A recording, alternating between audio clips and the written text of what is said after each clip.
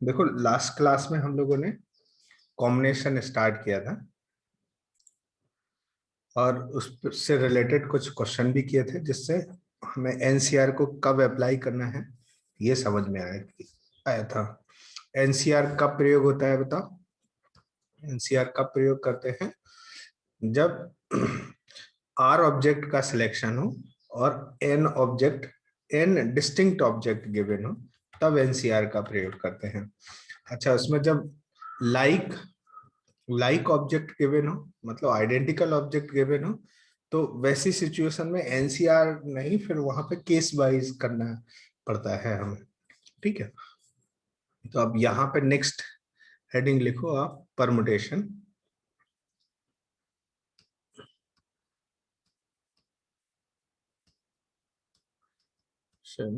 Permutations है ना, और इसी को बोलते हैं अरेंजमेंट्स। अरेंजमेंट्स, अरेंजमेंट बोल रहे हैं या शफलिंग बोल रहे हैं, शफलिंग करना, शफल करना। तो परमुटेशन क्या होता है?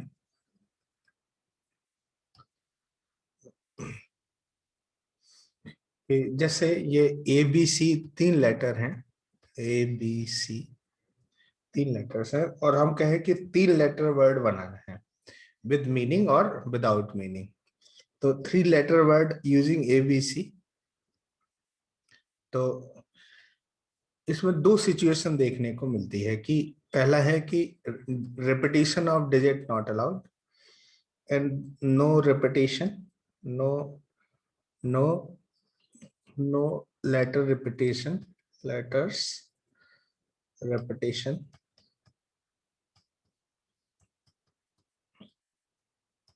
नो repetition और repetition, है ना, डबल टी आ जाएगा,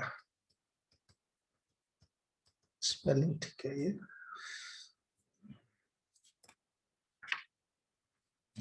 ये दो सिचुएशन बनती है, एक में रेपिटेशन हो और दूसरे में रेपिटेशन ना हो।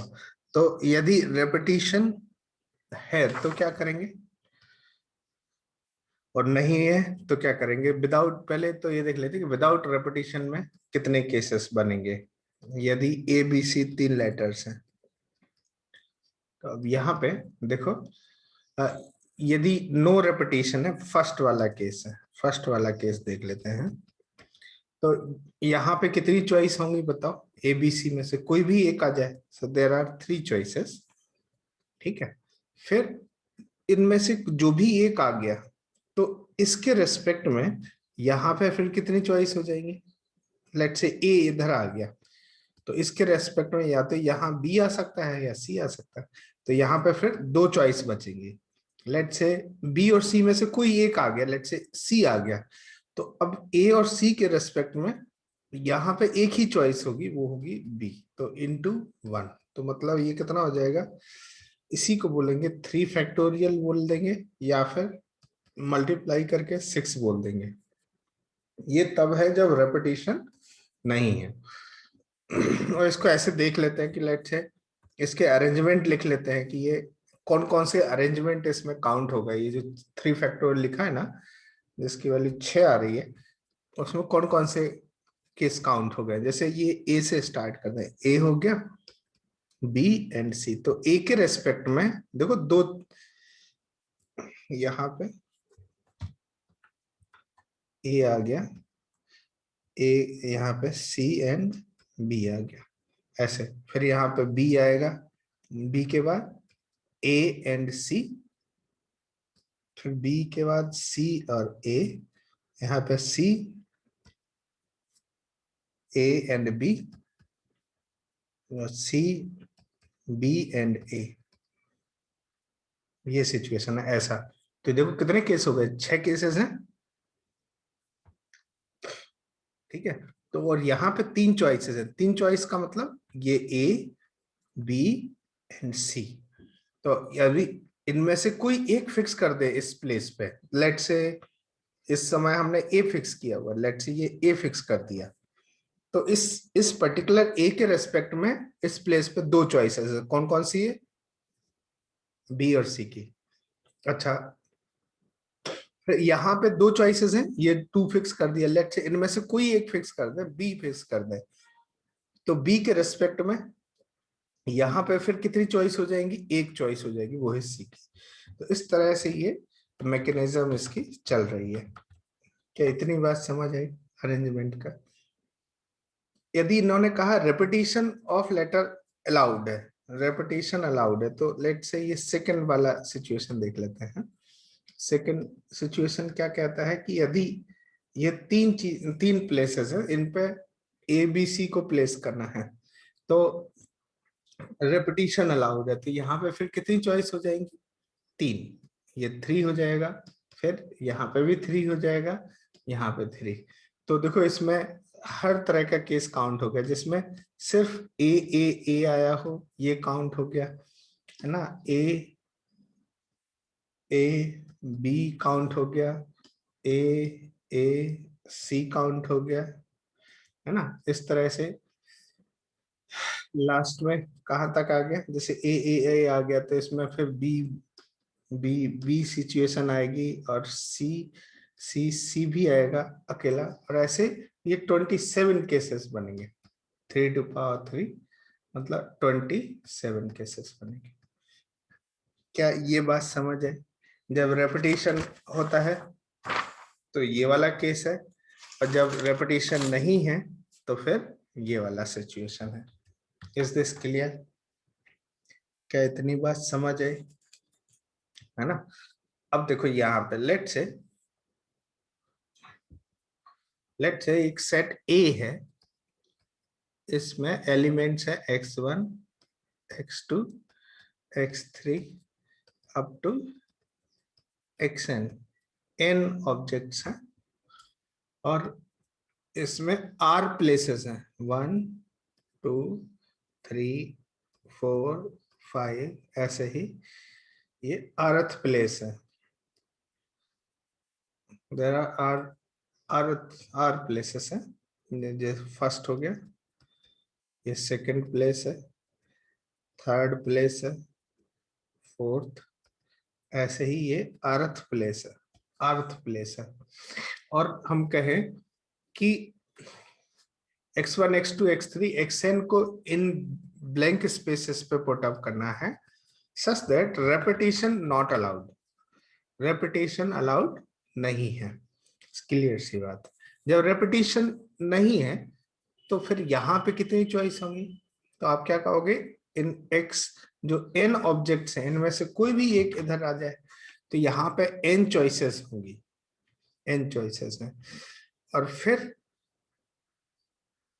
यहाँ पे जो भी आ गया उसके रेस्पेक्ट में यहाँ पे कितनी चॉइसेस बचेंगी, n-1 चॉइस, क्योंकि एक खत्म हो गया ना इसमें से, अब यहाँ पे एक और प्लेस फिल हो गया, अभी कितनी बची है, फिर n-2 यहाँ पे आएगा, एंड देन ये n-2 हो गया, देन इसके रेस्पेक्ट में फिर इधर n-3, और ऐसे चलता रहेगा। तो बताओ यहाँ पे क्या पुट अप होगा, यहाँ पे क्या लिखा जाएगा, आप बता सकते हो कि यहाँ पे कितना आएगा, जब rth प्लेस पे होगा तो कितनी चॉइसेस होंगी फिल करने के लिए यहाँ पे। देखो यहाँ पे थोड़ा इसके साथ रिजेंबल करो, जैसे ये 2 है, तो 2 में से कितना सब्ट्रैक्ट किया है, 1 सब्ट्रैक्ट किया है। यहाँ थर्ड प्लेस है, तो थर्ड में यहाँ पे कितना 2 सब्ट्रैक्ट किया है, तो मतलब ये इसमें से एक कम, तो यहाँ ये वाली प्लेस है, तो यहाँ पे कितना लिखा जाएगा, n में से कितना सब्ट्रैक्ट करेंगे, r-1। देखो जिसको हम लिख सकते हैं n-r+1 लिखा जा सकता है, तो ये वाली प्लेस जो फिल की जाएगी वो हो जाएगा, यहाँ पे जो चॉइस होगा वो होगा n-r+1, इतने वेज होंगे। तो इतने तरह से आप इसको अरेंज कर सकते हो, तो ये है क्या, इसको बोलेंगे परमुटेशन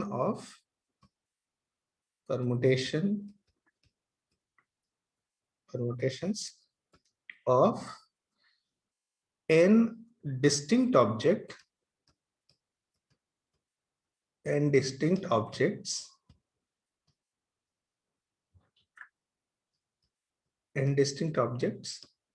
at r places, है ना। n डिस्टिंक्ट ऑब्जेक्ट को r डिस्टिंक्ट प्लेसेस पे अरेंज कर रहे हैं सच दैट इसमें रेपिटेशन नॉट अलाउड है ना। आप देख लीजिए, रेपिटेशन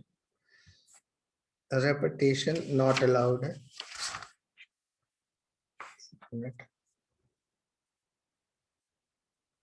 इसका स्पेलिंग देख लो थोड़ा, रेपिटेशन की स्पेलिंग क्या होगी, जल्दी से बताओ। रेपिटेशन डबल टी आता है क्या बच्चा रेपिटेशन में? नहीं सर। नहीं आएगा ना। हाँ, मुझे थोड़ा डाउट आ गया इसमें। ये ठीक लिखा रेपिटेशन? हाँ, ऐसे ही लिखा जाएगा। पहले भी डाउट है, मैं देखा नहीं, बट देख लो यहाँ पे।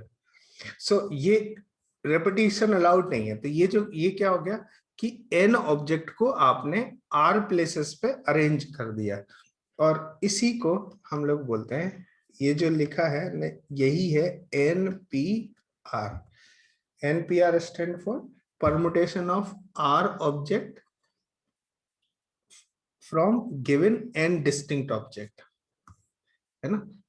n डिस्टिंक्ट ऑब्जेक्ट है, उनको r डिफरेंट प्लेसेस पे परम्यूट करना है या अरेंज करना है, और जितने नंबर ऑफ वेज होंगे वो NPR वेज हो जाएंगे। सो अब देखो यहाँ पे ये NPR है, इसको किस तरह से लिखा गया देखो यहाँ पे। ये है n into n-1 into n-2 dot dot dot, कितना हो जाएगा n-r+1, ये है। और फिर यहाँ पे फिर क्या करेंगे देखो, यहाँ से पूरा यहाँ तक लेफ्ट में ये इंक्रीज होता हुआ नंबर है।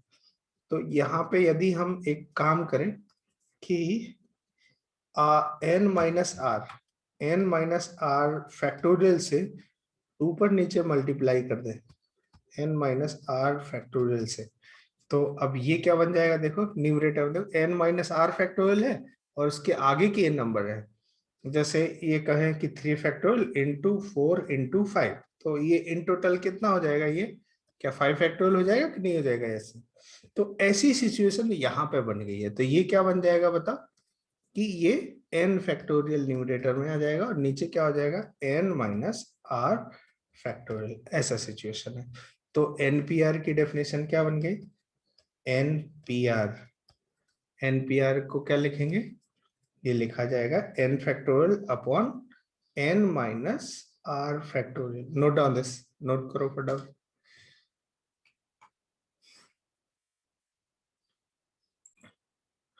नेक्स्ट देखो, अच्छा यहाँ पे इसी चीज को ऐसे भी देख सकते हैं क्या, जैसे सेट ए था, इस सेट को उठा लेते हैं, ये जो सेट ए है,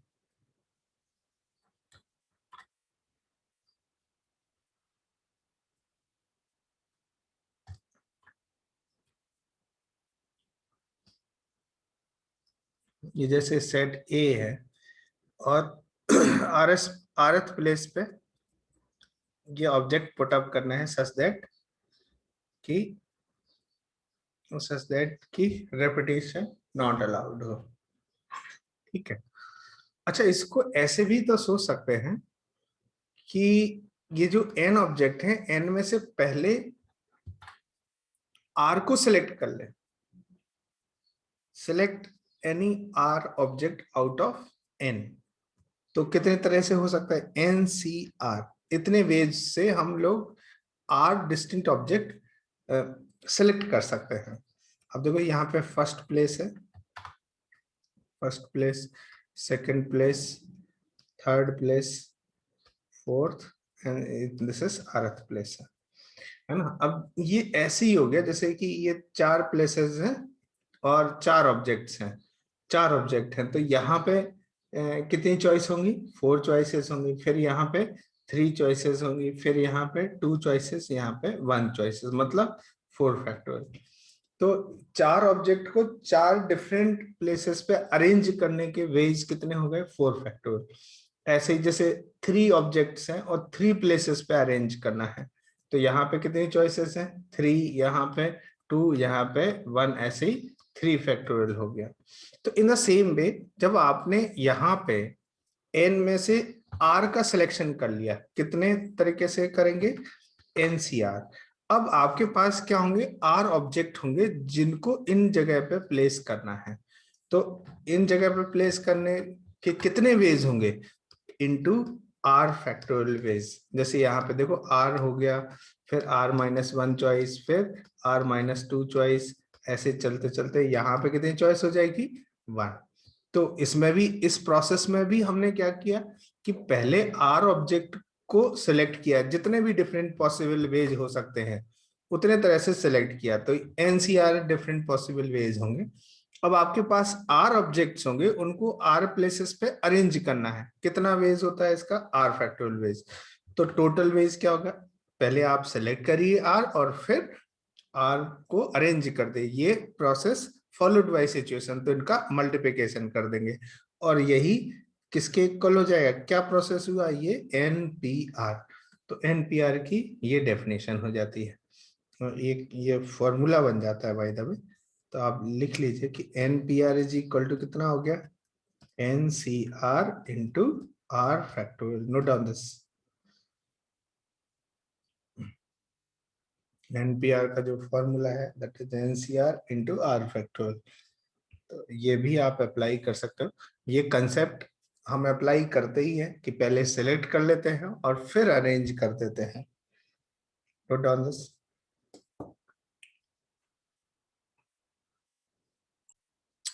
नेक्स्ट आगे बढ़ते हैं हम लोग।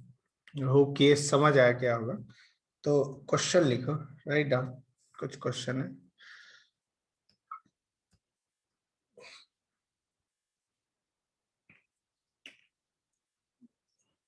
Evaluate the following. The following and analyze the result. Analyze the result. देखो यहाँ पे फर्स्ट लिखो NP0, इसका वैल्यू बताओ। सेकंड NP1 बताओ। थर्ड NPN बताओ। फोर्थ NPN-1, इसका वैल्यू कितना होगा?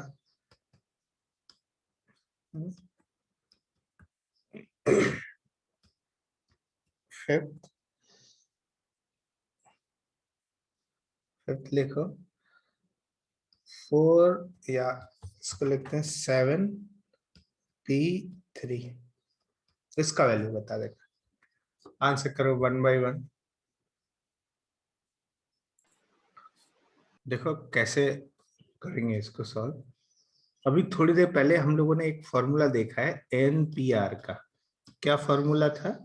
N factorial upon N-R factorial, ऐसे। तो यदि हम देखें फर्स्ट वाला, फर्स्ट जो NP0 है, तो ये कितना हो जाएगा? देखो N factorial upon N-0 factorial, तो ये N factorial upon N factorial, क्या ये 1 हो जाएगा? तो यहाँ पे वैल्यू कितनी आ जाएगी? 1 आ जाएगी। मतलब NP0 मतलब N डिस्टिंक्ट ऑब्जेक्ट है और उनमें से किसी का भी अरेंजमेंट नहीं करना है। तो कितने तरह से होगा ये? NP0 मतलब 1 वे होगा ये। किसी का अरेंजमेंट ना करना भी एक वे है। अच्छा यहाँ पे देखो, यदि मैं कहूं कि N ऑब्जेक्ट्स हैं और 1 प्लेस पे अरेंज करना है, तो कितनी पॉसिबिलिटीज है यहाँ पे? N possibilities.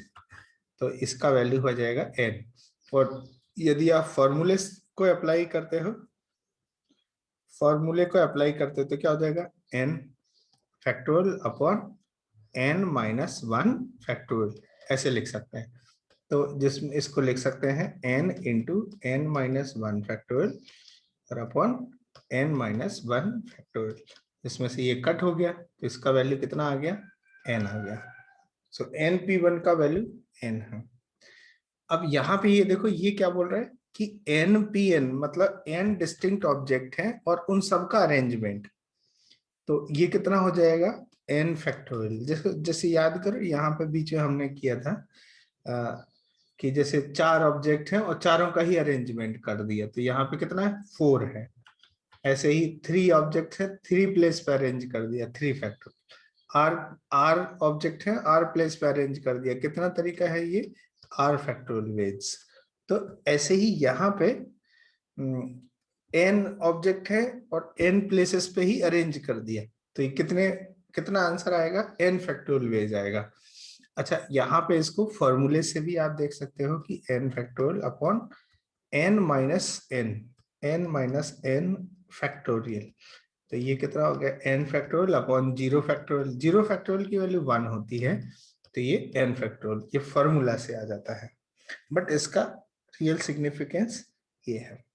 अब यहाँ इस पे इसका वैल्यू देखो, n माइनस 1, तो ये भी n फैक्टोरियल ही आता है। इन दोनों की वैल्यू n फैक्टोरियल ही आती है। वो आपको समझना है कि ऐसा क्यों हो रहा है ना, ये वैल्यू बदल क्यों नहीं रही है। n माइनस 1 देखेंगे तो ये देखो n factorial upon n minus 1 करेंगे तो ये इतना फैक्टोरियल, तो ये कितना हो जाएगा, n फैक्टोरियल अपॉन 1 फैक्टोरियल। तो इसकी वैल्यू n फैक्टोरियल आ गई है ऐसा। तो क्वेश्चन ये है कि ये वैल्यू चेंज क्यों नहीं हो रही है। तो इसका सिंपल सा कारण है, देखो एक छोटा सा एग्जांपल ले लेते हैं जिसमें 3 ऑब्जेक्ट्स हैं लेट्स से, या 4 ले लेते हैं, लेट्स से 4 ऑब्जेक्ट्स हैं।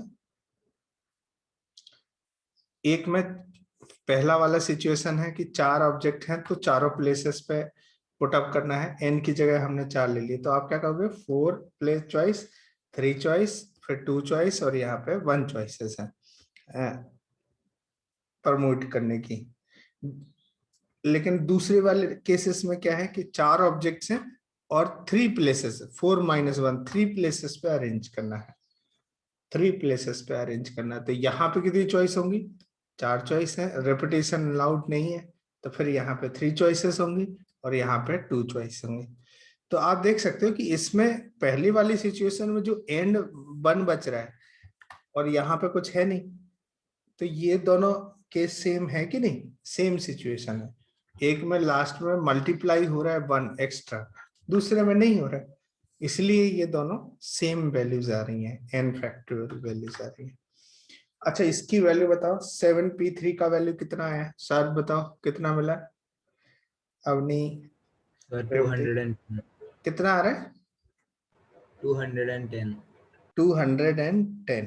ओके, आप चेक कर सकते हो, जैसे 7p3 का मतलब 7 फैक्टोरियल अपॉन 7 माइनस 3 मतलब 4 फैक्टोरियल, ऐसा 7 माइनस 3 4 आ जाएगा, तो 4 फैक्टोरियल। और इसको क्या लिखते हैं, 7 into 6 into 5 into 4 factorial upon 4 factorial, इस तरह से कर सकते हो। ये कट हो गया तो कितना मिला, ये 6 इंटू 5 30 और 7 21 210 आ जाएगा, ये आंसर आ जाएगा। बिल्कुल ठीक है, इतनी बात समझ है, राइट। और नेक्स्ट लिखो,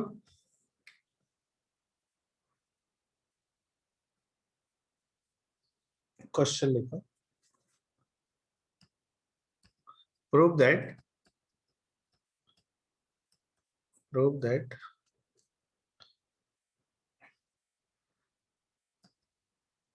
NPR is equal to n into n minus 1 PR minus 1,